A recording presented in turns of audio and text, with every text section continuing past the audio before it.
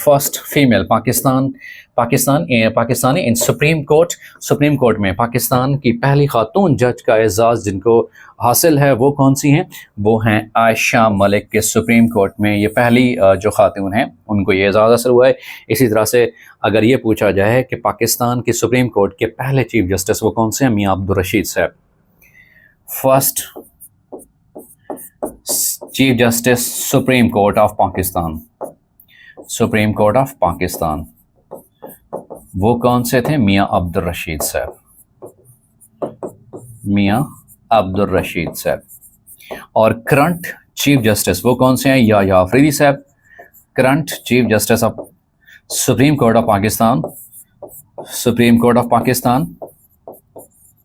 26वीं जो आईनी तरमीम हुई थी उसके फ़ौरन बाद जो है इनको अपॉइंट किया गया था। तो सुप्रीम कोर्ट ऑफ पाकिस्तान जो करंट हैं वो हैं याह्या आफरीदी साहब।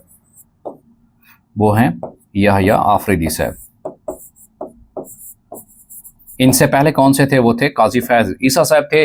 और काजी फैज़ ईसा साहब के बाद जो सुप्रीम कोर्ट के चीफ जस्टिस बनते हैं जो करंट अब भी हैं वो हैं जस्टिस याह्या आफरीदी साहब।